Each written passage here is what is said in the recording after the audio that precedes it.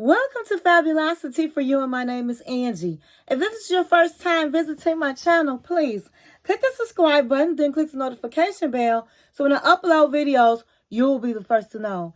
Like this video and make a comment. This channel is about fashion, relationship advice, and lifestyle. And if this is not your first time visiting my channel, well, welcome back, my queens, and welcome to the kings out there. Okay, so today is Ratchet Wednesday, and today I will be doing the review of the 90-Day Fiancé before the 90 Days, Season 7, Episode 5, Brave New World. I want to welcome all my new subscribers. I thank you for subscribing to my channel, and welcome back to all of my subscribers. If you have not subscribed to my channel, please hit the subscribe button and subscribe. I have a giveaway that's going to be happening once I reach 2,000 subscribers, okay? And so I want you to be a part of that giveaway. And also, please hit the subscribe button and enjoy this family here on Fabulosity For You. Okay, so go get your drink of choice, go get your snack of choice, and come back and sit with your girl, Angie. Text, email, call, stick a letter in the bottle, baby, and let everybody know that Angie is on the line. Okay, so we're going to get right into the 90-Day Fiancé before the 90 days. And we're going to start with Via and Sonny. So, nothing really happened too much this week with them. Via was packing her clothes all the while, crying that it's going to be a long flight. I don't like flying. Oh, I hope everything works out. She's just... And honey, the way she was packing, she was all sloppy packing her clothes. Somebody need to show her how to pack, honey. So she ends up packing her things, and then she heads to pick up her ex-boyfriend. I think his name is Rory. And as I said last week, Rory is going with her to South Africa to meet Sonny. Now, I just really don't get this, okay? I don't know whether or not she's still in love with her ex-boyfriend, and maybe she might be trying to make him jealous or what, because it's crazy. You said you and your man broke up, that you guys had, you were pregnant, and he was the father, and you lost the baby, and that just makes you guys tight. So he couldn't possibly have a girlfriend, because I don't know who will understand being friends with your ex that you were pregnant with and all of the things, and being close like that. I don't know what woman would want that relationship to continue, or what man. Now, we already know that Sonny has a problem with her being close with her ex, as he should. So in the car, she tells him that she hopes that he proposes to her, and he's looking at her like she's a doggone fool. He like, propose? You haven't known him that long. And she said, well, he mentioned something about it. And so I just hope that by you coming, that doesn't spoil him, that he doesn't decide not to propose if that's what he's planning. And he's looking at her like, wow. And so I just, like I said, I know he's not her only friend. And so why would you take this man knowing that your new boyfriend doesn't approve? And it just don't sound right to me. Like I said, I think it's more to it. I think that maybe she's trying to make him jealous, or she still has these feelings for him. It just doesn't sit well with me. So they get on the plane and all of the things, and she's going on this long plane ride. I think she said it's going to take her 2 days to get to South Africa. And so next week, she ends up getting to South Africa, and Sonny has these flowers, and let me bet. So Sonny ends up going to the hotel, and he's putting flower petals on the bed for her, and he's really excited about seeing her. And so next week, it shows her getting off the plane, and she's telling Rory to stay behind. She doesn't want him to see her. It's just real crazy and real immature. I don't understand why she bought this man. She could have bought her mama, anybody, but her ex-boyfriend. So we'll just have to see how Rory reacts, because he's getting upset, waiting in the wings. He feel like he shouldn't have to hide, and her ex-boyfriend, I know, is going to be like really upset. So we just have to see what happens with that. Okay, so next I'm going to talk about Niles and Matilda. So Niles is on his way to Ghana to see his girlfriend Matilda. As I said last week, Matilda is planning the wedding. He proposed to her and on the phone, and then after he proposed and found out she was preparing the wedding for when he comes, he says he's not ready to get married today. He doesn't have the money. He doesn't know anything about the bride, what he's supposed to pay her family for the bride's gift to the family. He doesn't have money for the wedding. And he said he's just not really ready to get married. He said he wants to just take his time and continue to get to know her and see if she's somebody that can handle his disability as far as having autism spectrum. And so, but my thing is, he knew that she was planning a wedding. He knew it. She told him, I expect you to marry me by the end of the trip. Now, for him to wait all this time and not tell her that he does not want to marry her is messed up, because her family don't have money. And so she's trying to put this wedding together. I think she's expecting him to give her money or whatever. And so it's just not right that he's waiting till he gets down there to tell her that he's not coming. So he's worried about telling her that because he doesn't want to lose her. They the producers, I guess, asked him, well, how does your family feel? And he was like, they're not on board with this.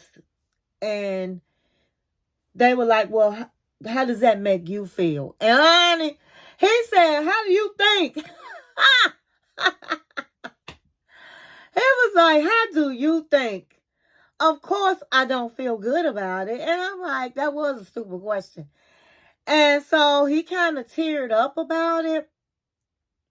And so he's saying that traveling, he gets to the airport and he's like, lights and a lot of people and all of that bothers him. And it's really a long way to go with him just going by himself. He's nervous.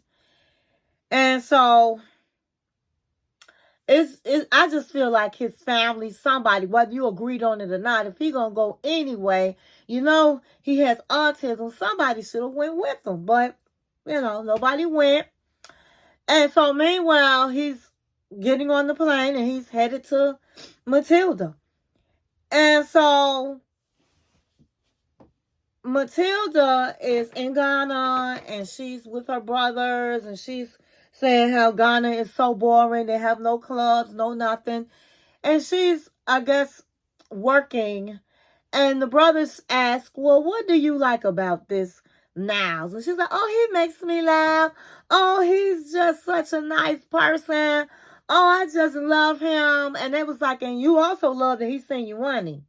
You love when he sent you the money. And she was like, well, that's my man, so that's what he's supposed to do, right? And so she talks to her mom, and she's really worried about the family because her father passed.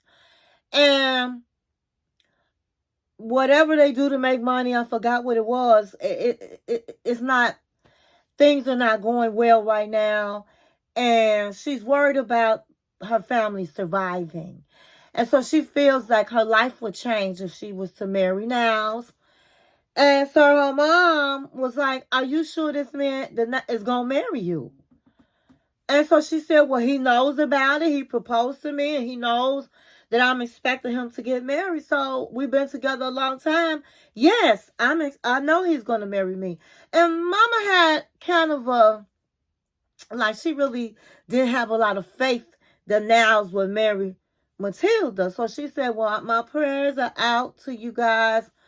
And I just, I'll be happy when it happens. So she said, well, don't worry about that. He's on his way. He's about 6 hours away. And so what you need to do is make sure you and Uncle have everything ready, because she's going to spend the night. I guess they're going to spend the night out because she has to go pick him up. And it's like 6 hours away or whatever. And they're going to stay somewhere. And so she wants her mom to have everything ready.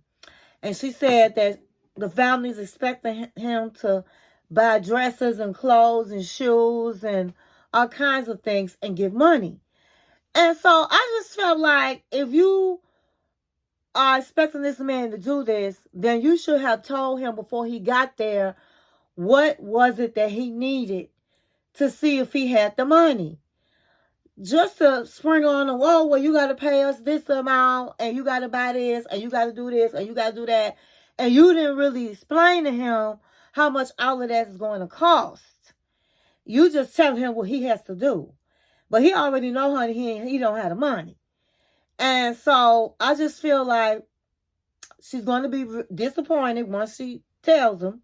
Because next week, he's happy to see her and all of that. And he's worried about he's going to have to tell her the truth.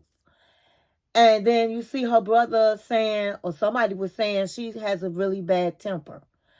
Now, the thing is about Matilda, like I said, I don't trust the people. I hate to be like this that's in Africa, because they usually are scammers and they just want to marry to get over here. And so she talked about her life being different and he'll change it. And that's okay, because you're supposed to marry somebody to have a better life. Who wants to marry somebody and, you're going to be broke? You're going to stay broke. So in other countries, that is the mindset you're supposed to have. And she's honest about it. But she just don't understand. This man might work 2 jobs, but he don't have no money. And he should get ready, really, when he feels like he's ready to get married. He shouldn't be rushed to be married. And so I just think that he really should have came out, because if he's not going to marry her, then her family has spent money that they really don't have. And to Matilda's defense, he did say he would marry her, and she did tell him her intentions, and he did not say that that's not what he wanted to do. So Niles is absolutely wrong for that. So we just have to see how it works out next week. Okay, so the next couple we're going to talk about is Tigger Lily and Adanin. So they had all these celebrations I told you about last week. And so this week is the actual wedding celebration. They've already been married. Now it's time for the wedding celebration. And so it starts off where they're changing into their second outfit. And I guess this is the outfit that they're going to present each other as man and woman. And Anthony has about 3 different men helping him get dressed.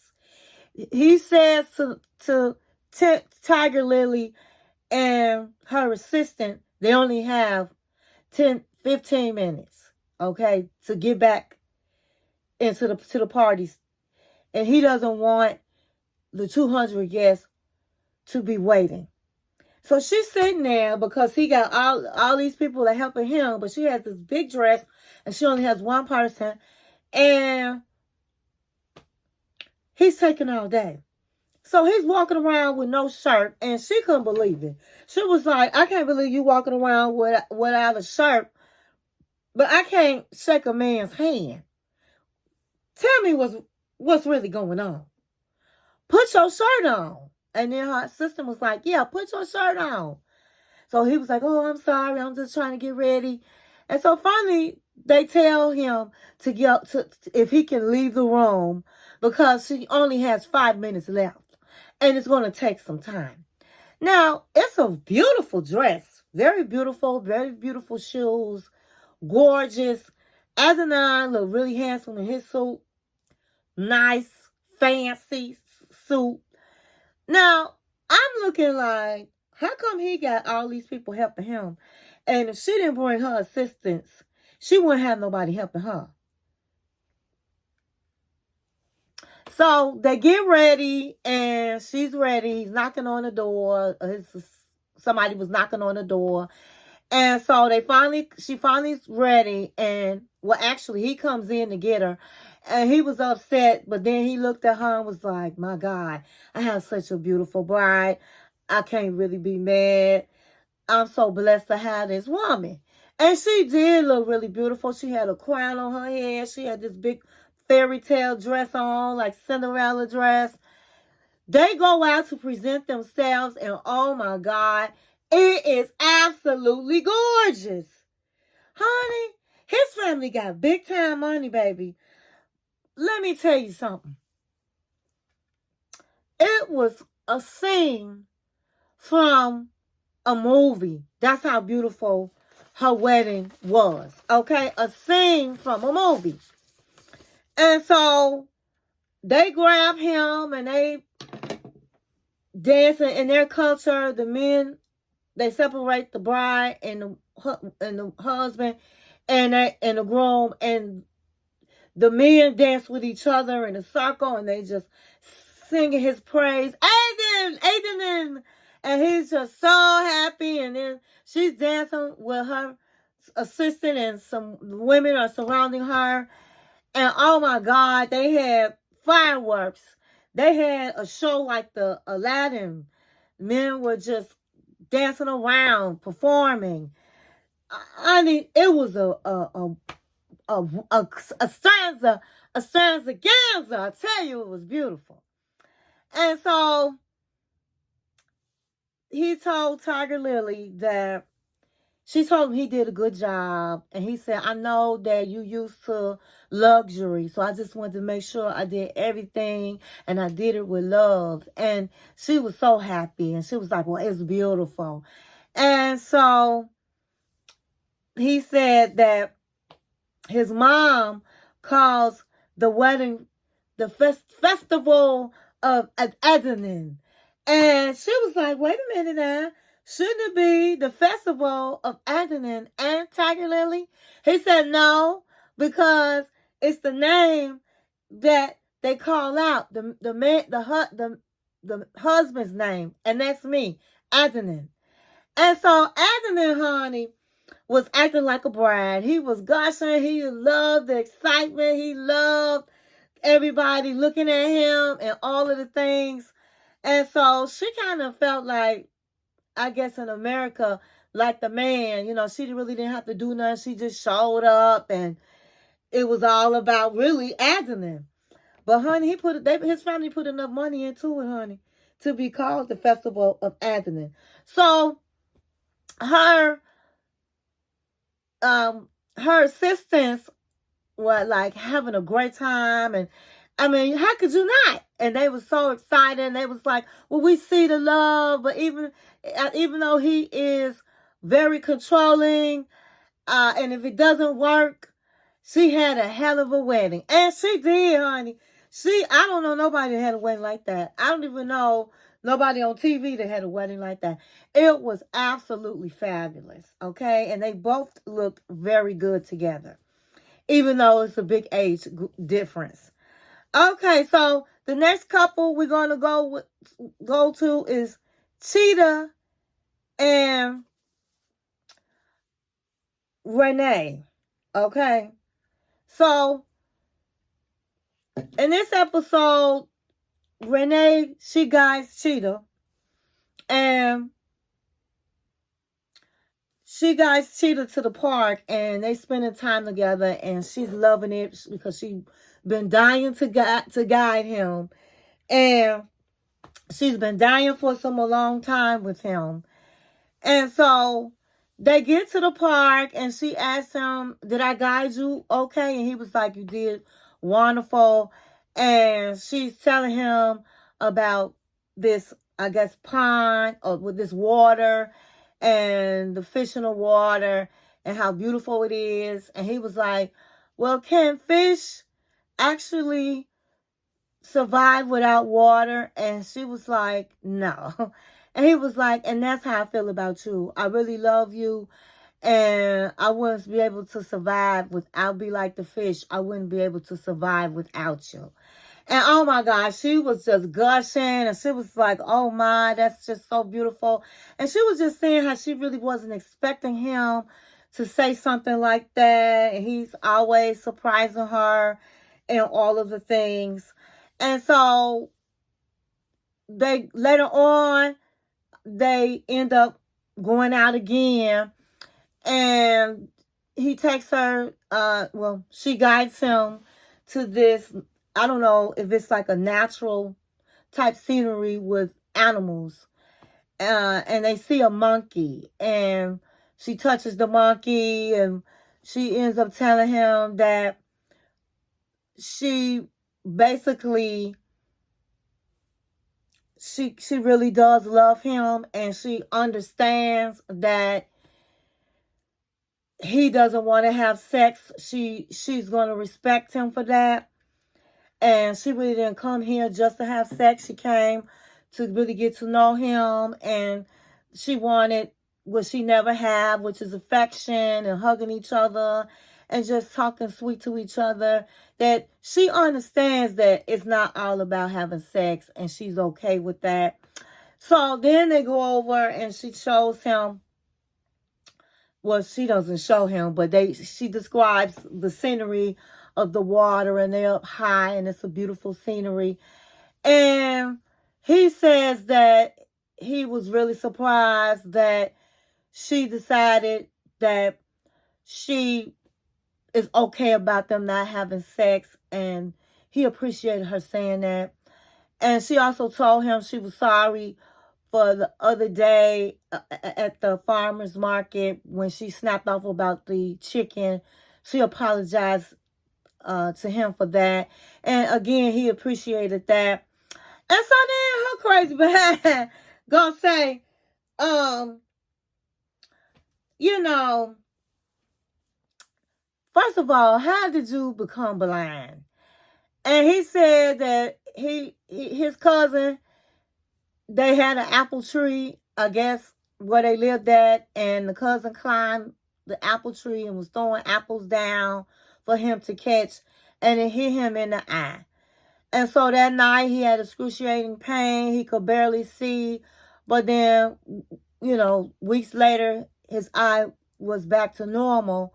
And then he had a year later had another accident on the other eye, and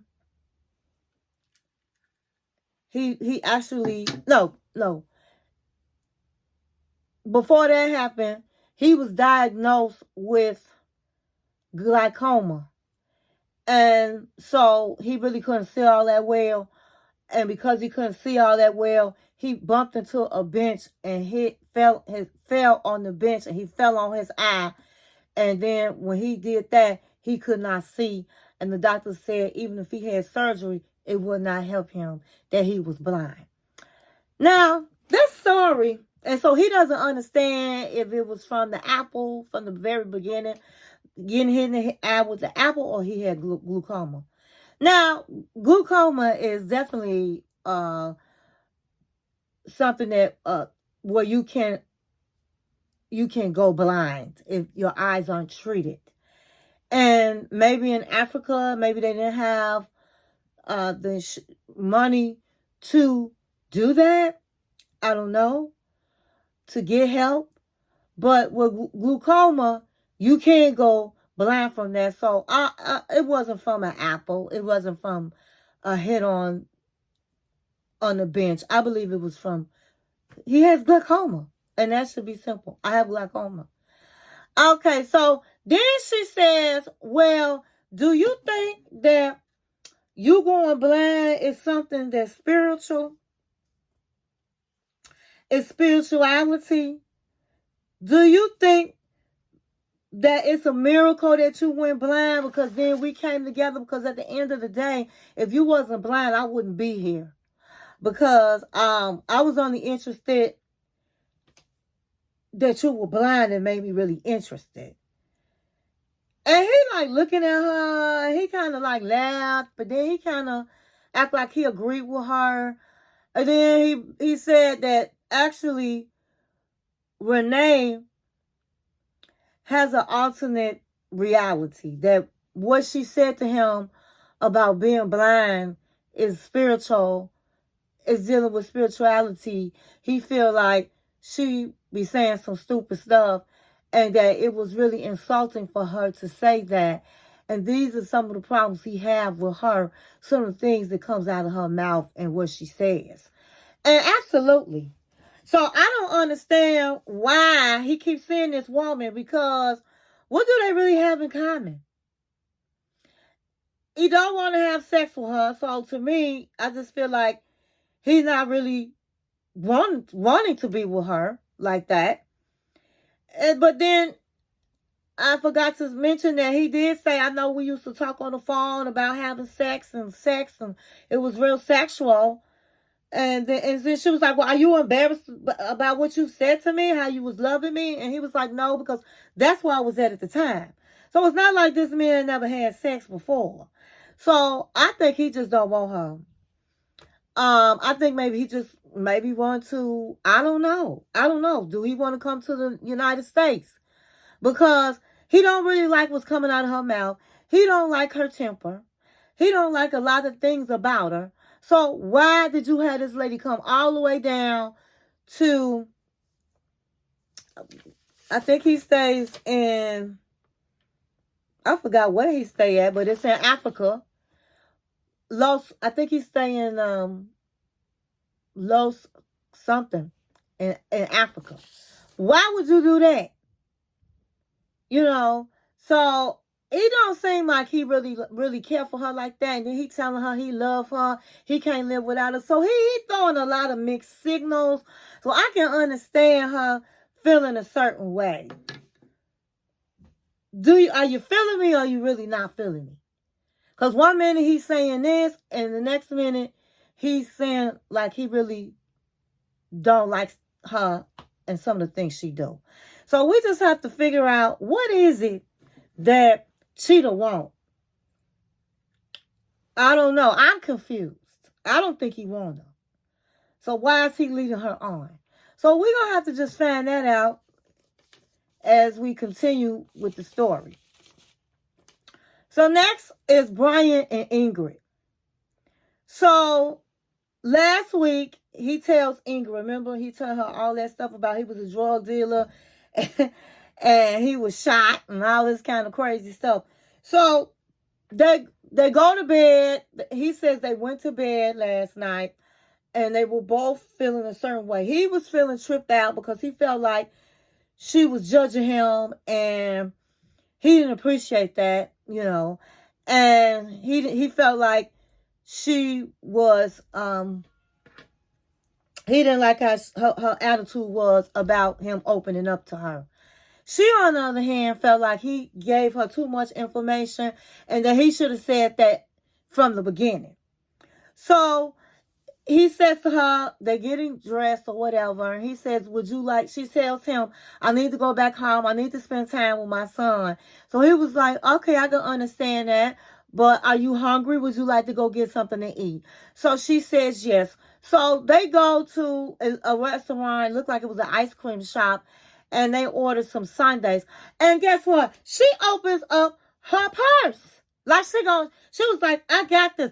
Why? Is she trying to pay for anything with this man? I don't understand that. I didn't understand her opening the purse. Okay? Because this man is way older than her. He done lied to her. And anyway, she was gonna open. She was paying for the Sundays or whatever. She said it was a treat. And so they sit down and he brings up last night.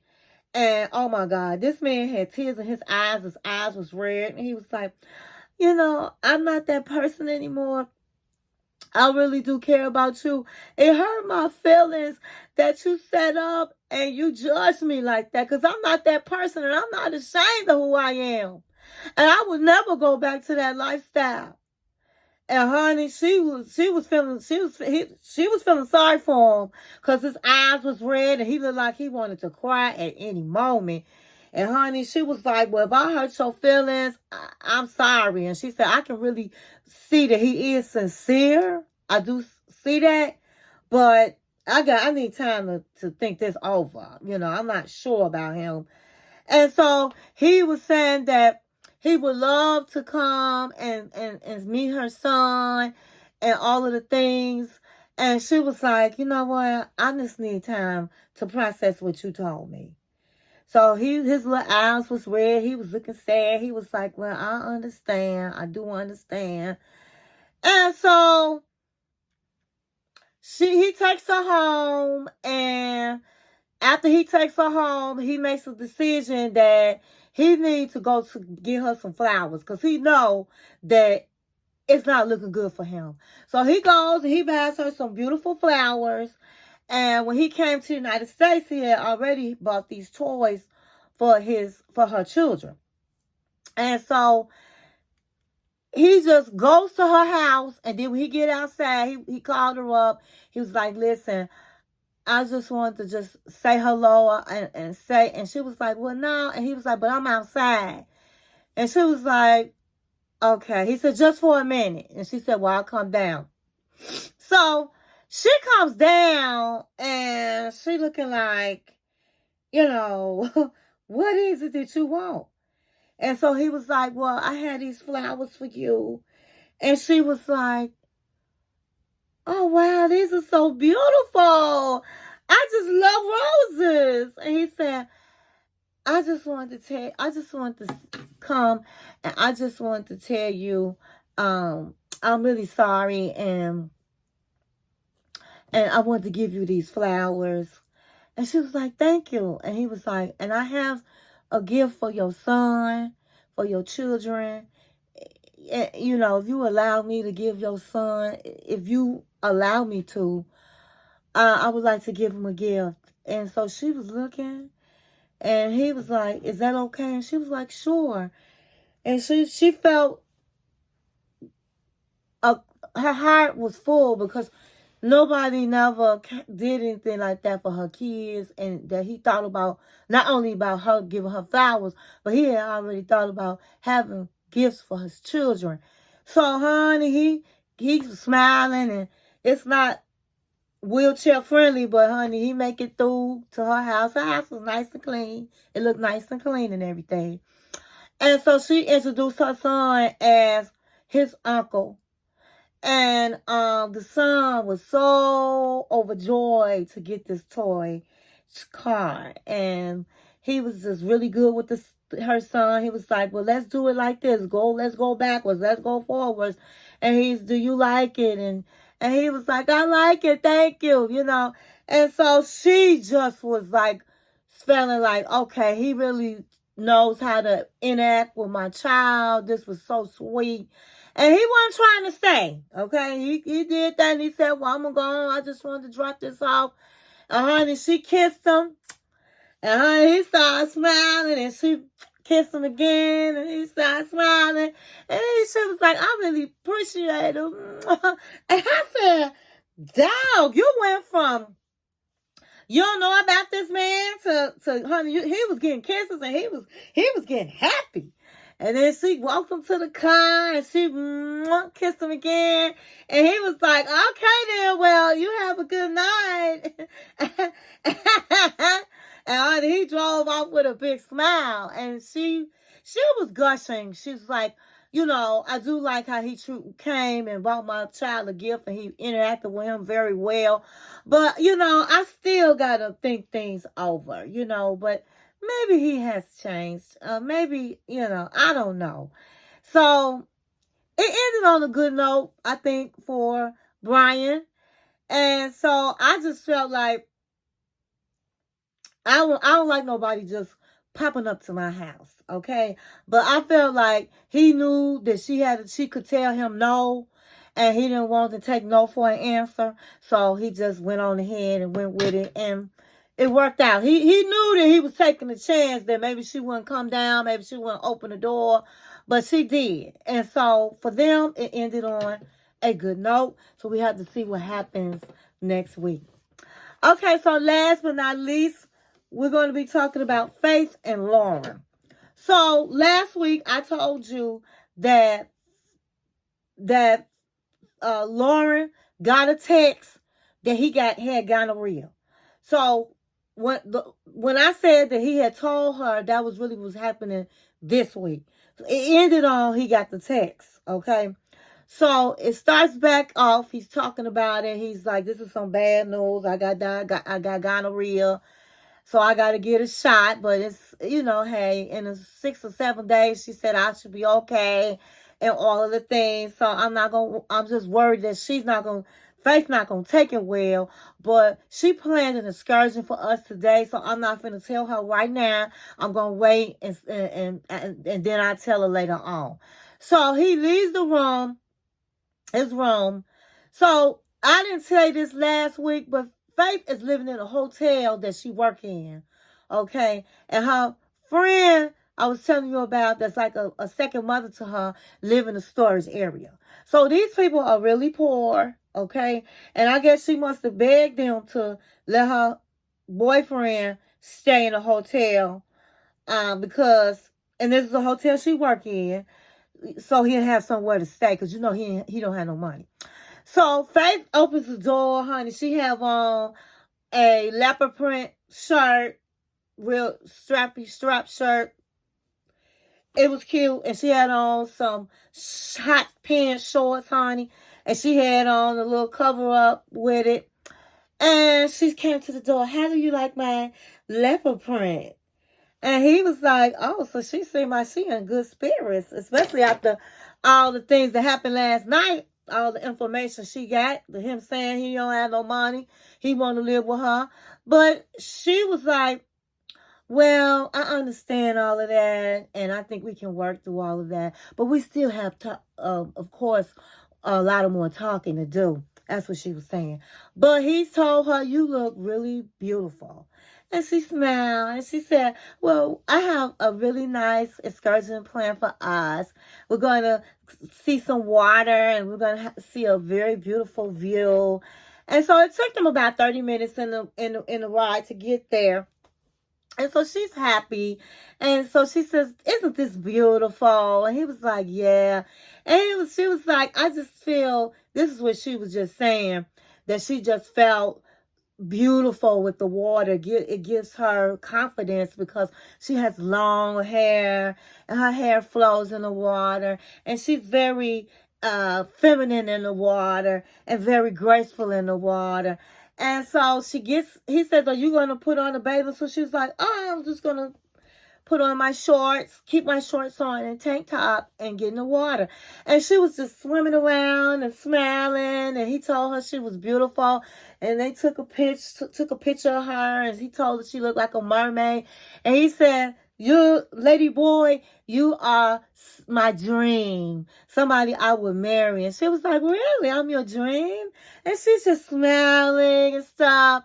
And so they get out the water, and he can see that she's more open to, how should I say, to romance. And he said, "So, does this feel like a kissable moment?" And she was like, "Yeah." And he said, "Well, I can't kiss you." And she was like, "Why?" And he was like, "Because I have gonorrhea." And she was like, "Gonorrhea? A sexually transmitted disease?" And she was like, "What?" "Yeah." But all I need to do is take a pill, and for 7 days, I'll be okay. So she was like, wait a minute. So you've had sex? Yes, I had sex. I had sex.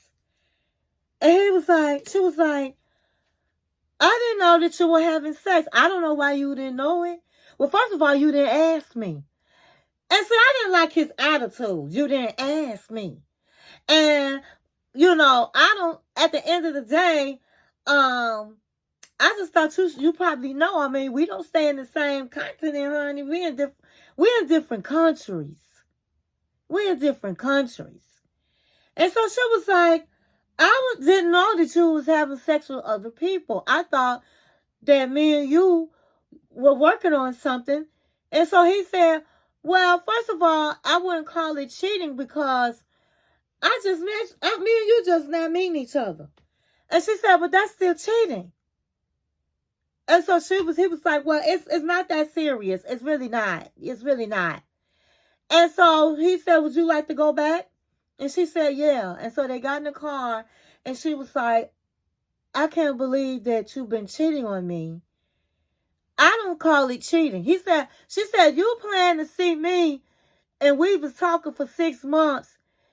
No, I knew you was staying over, spending the night at somebody's house, but I did not even think that you would be cheating because you said you loved me. And he was like, well, if you want to call it cheating, then you can go right ahead, but I didn't feel like it was cheating. Well, how many times you slept with this woman that gave you the disease?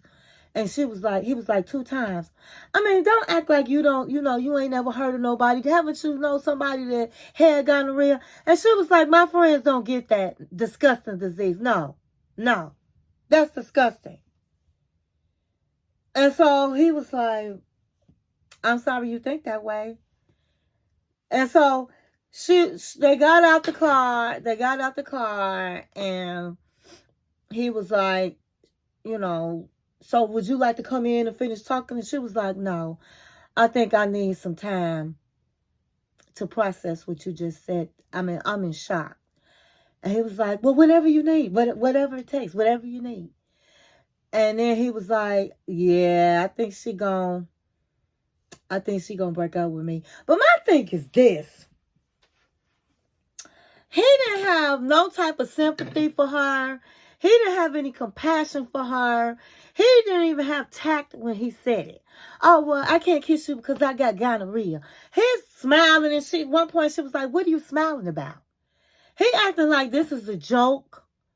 When this woman is hurt, when you have been cheating on her, when you have not let her know that you don't believe in monogamy, and you done came all the way down here and talking about spending the rest of your life if y'all got along with this woman, but you coming down, you didn't tell her that you sleeping with somebody else. You sitting up talking about your penis was dripping, so you knew something was wrong. You a grown man. You know when something wrong down there. And so I just don't like him. I said it last week. I do not like Lauren. I hope like hell she decide to send this man on his way, honey. Oh, I can't believe he came at her like that. He didn't, and then he gonna let her spend her little money and take him on the excursion. She's paying probably the cab, wherever, Uber, whoever, to drive there, and all of the things. And you getting in the water with your dirty, disgusting penis, knowing doggone well you got a sexual disease. And then all he thinking about is having sex with her. Girl, bye. Thank God she didn't have sex with him. Girl, bye. Who do that? I'm going to be so mad at her she get this man another chance. So anyway, that's how it ended. And that's all I have. I hope you enjoyed this review. And thank you for watching my channel.